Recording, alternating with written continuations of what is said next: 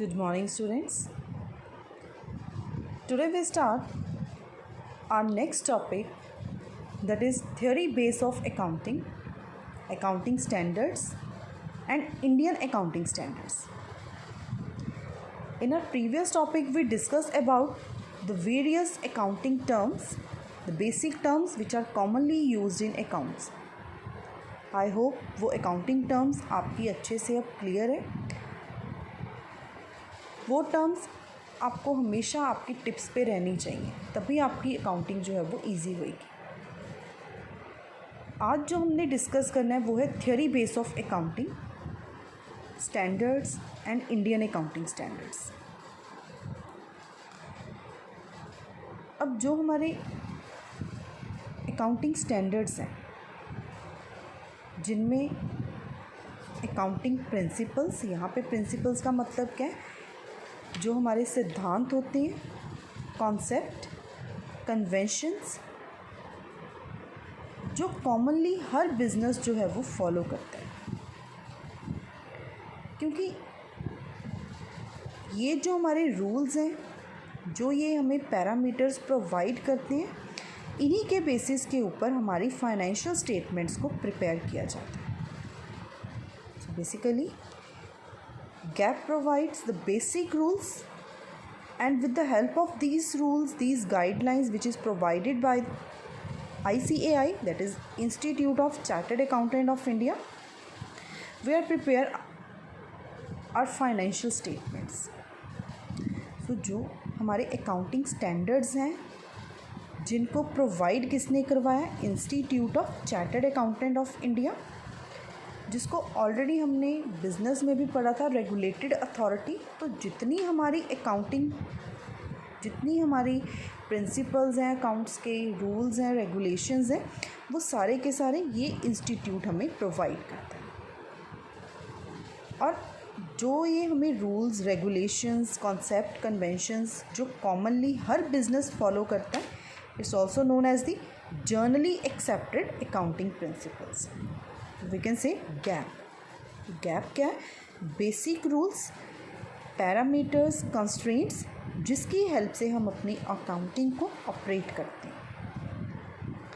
और बेसिकली जो ये हमारे प्रिंसिपल्स हैं, ये एक तरह से हमें अकाउंटिंग के बेसिस और उन बेसिस के ऊपर हमने कैसे अपनी फाइनेंशियल स्टेटमेंट्स को प्रिपेयर करना है, ये हेल्प करवाते हैं. और ICAI जो हमें अकाउंटिंग स्टैंडर्ड्स इन्होंने बनाए हैं, हमें प्रोवाइड करवाए हैं, इन्हीं को अडॉप्ट करके हर बिज़नेस अपनी फाइनेंशियल स्टेटमेंट्स को प्रिपेयर करता है. एंड जो ये हमारे अकाउंटिंग स्टैंडर्ड्स हैं, ये हर एक बिज़नेस को मानने, अडॉप्ट करने कंपल्सरी हैं. चाहे वो बिज़नेस आपका एक छोटा बिज़नेस है, स्मॉल ट्रेडर्स हो आप, सोल प्रोप्राइटरशिप बिज़नेस है, पार्टनरशिप है, और चाहे आपका बिज़नेस जो है वो कंपनी का क्यों ना हो. और जो हमारे अकाउंटिंग स्टैंडर्ड्स हैं, these accounting standard also notified under the companies act 2013. ये हमारा नया एक्ट है, कंपनीज़ एक्ट. पहले 1956 एक्ट था, अब 2013 एक्ट है. और उसके अकॉर्डिंगली भी जो ICAI हमें गैप, जो हमारे जर्नली एक्सेप्टेड अकाउंटिंग प्रिंसिपल्स हैं, बेसिक रूल्स इन्होंने प्रोवाइड किए, ये मैंडेटरी है, कंपल्सरी है हर कंपनी के लिए इनको फॉलो करना.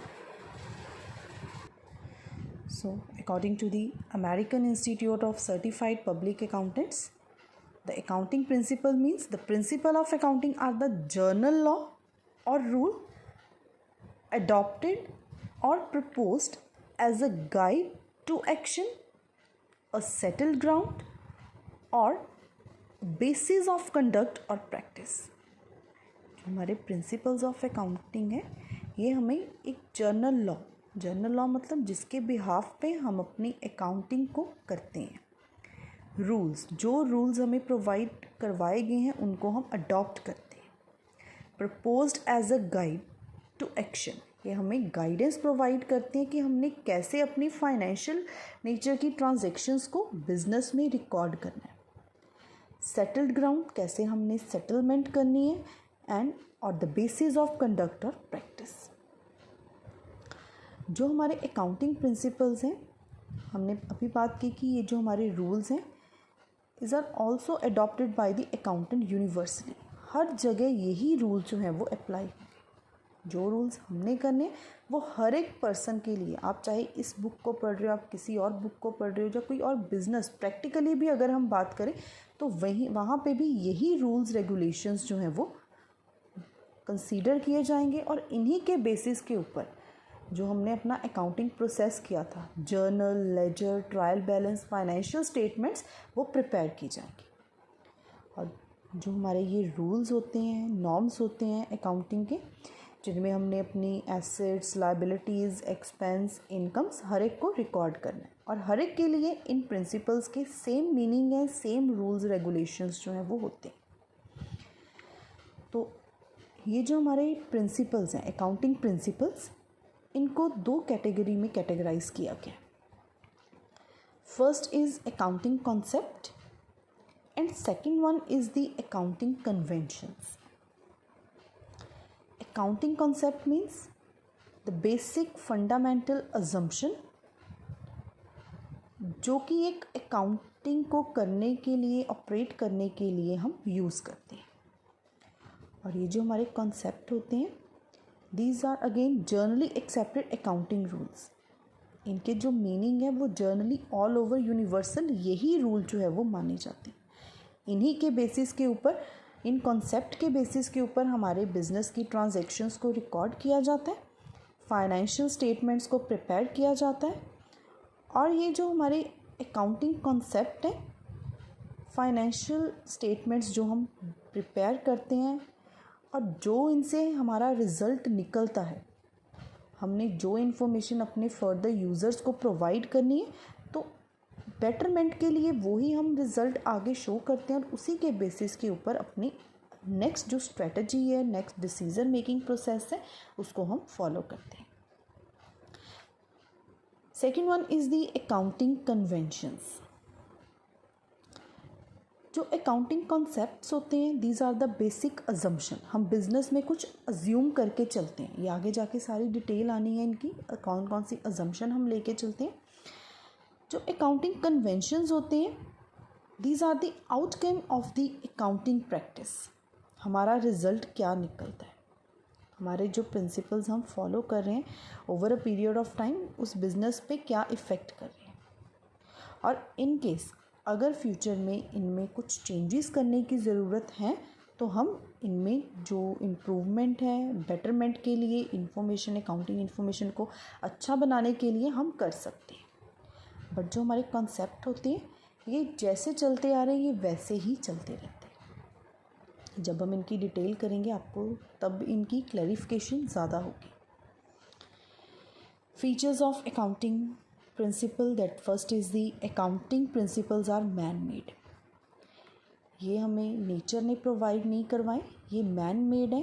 और इनको प्रिपेयर किसने किया है? ICAI, institute of chartered accounting, ताकि जो हमारी अकाउंटिंग इन्फॉर्मेशन है या फिर जो हमारी बिज़नेस की रिकॉर्डिंग है, ट्रांजैक्शंस की रिकॉर्डिंग है, जो हमारे प्रैक्टिकल वर्क हैं, उनमें जो है वो बेटरमेंट लाई जा सके।